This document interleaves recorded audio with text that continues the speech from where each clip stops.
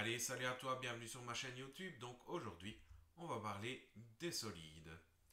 À quoi un solide? Un solide, c'est une figure à trois dimensions. Un solide occupe une place dans l'espace. Un solide est un objet de notre environnement. Un solide, tu peux le prendre en main. Ainsi, la chaise, la feuille de papier, ce sont deux solides. Par contre, le carré, le cercle ou disque ne sont pas des solides. Quelles sont maintenant les caractéristiques des solides?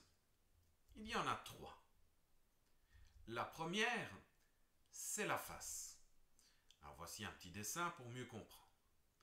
La face est une surface délimitée par des arêtes.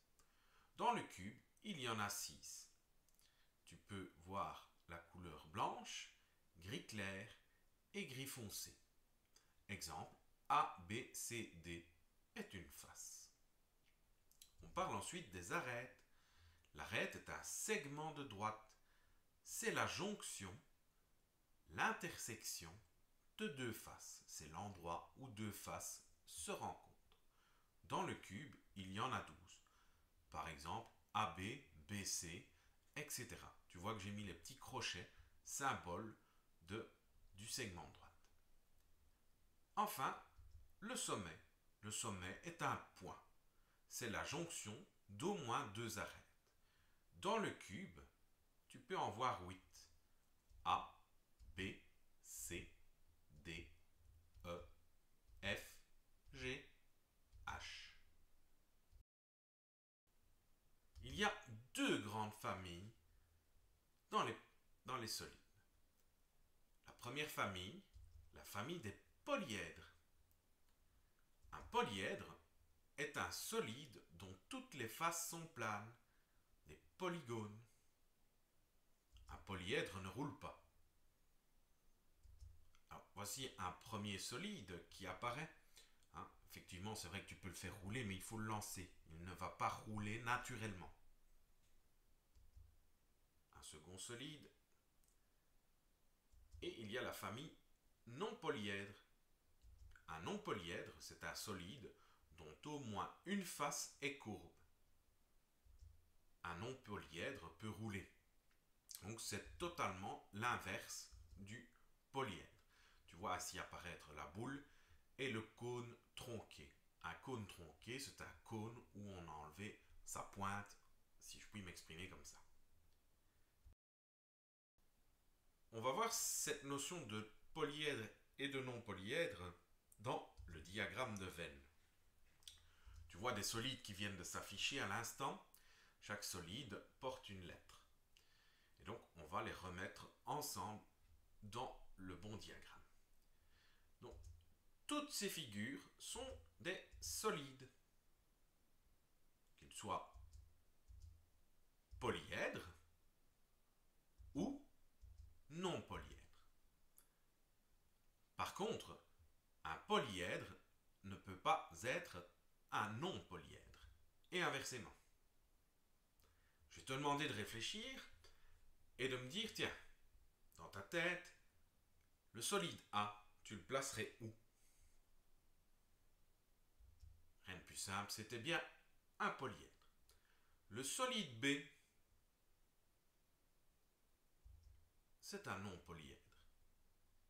Le solide C, j'ai parlé de lui tout à l'heure, réfléchis. C'est bien un polyèdre aussi. Le D, facile. Un non-polyèdre. Le E, un polyèdre. Le F, un polyèdre également. Le G, un polyèdre également. Et le H, un non-polyèdre. Un solide peut être soit convexe, c'est un solide dans lequel aucune face n'est creuse ou rentrante. Par exemple, ta gomme, le dé. côté, on retrouve le solide concave. C'est l'inverse du convexe. C'est un solide qui a au moins une face creuse ou rentrante. Ta bouée de piscine, le bloc de béton, voici deux exemples. On peut bien voir les parties rentrantes de ces deux objets. On va maintenant parler du prisme. Le prisme peut être droit. Un prisme droit, ses arêtes latérales sont perpendiculaires aux bases. Les faces latérales sont des rectangles. Voici deux exemples de prisme droit. Le premier a une base hexagonale, le second a une base trapézoïdale, en forme de trapèze.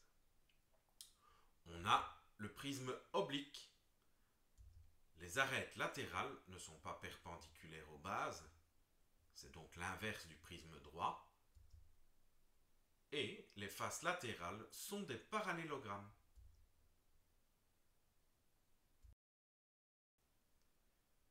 Enfin, pour les prismes, il y a le prisme droit régulier.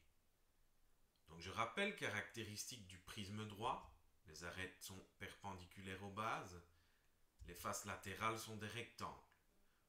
Pourquoi maintenant est-il régulier? Eh bien tout simplement parce que les bases sont des polygones réguliers. Les côtés et les angles ont tous la même mesure. Donc les côtés et les angles du polygone qui forment la base. Tu vas comprendre avec l'exemple. Si tu regardes chacune des bases, eh bien la forme est un triangle équilatéral. Le solide suivant, les deux bases sont des hexagones, tous avec les côtés de même mesure et les angles de même mesure également. Alors, l'Égypte, ça te parle? La pyramide. Sa base est un polygone. Voici une pyramide à base carrée. Une pyramide à base triangulaire. Ou, tu verras juste après, qu'elle porte un autre nom. Une pyramide à base hexagonale. Et ainsi de suite, on pourrait dire une pyramide à base pentagonale. On a un pentagone, une figure à 5 côtés comme base. On pourrait dire aussi une pyramide à base heptagonale. C'est une pyramide où la base a 7 côtés, 7 côtés tout simplement. Ou une pyramide à base octogonale. Une pyramide où la base est un octogone. Si tu regardes, tous les côtés sont des triangles. Et enfin, de chaque sommet de la base part une arête. Toutes les arêtes qui partent de la base se rejoignent en un seul point. Donc en rouge, tu vas voir apparaître les sommets des arêtes, qui sont situés au niveau des bases. Et si tu regardes le point vert, de chaque point rouge part une arête vers le point vert. Elles se rejoignent toutes en un seul point.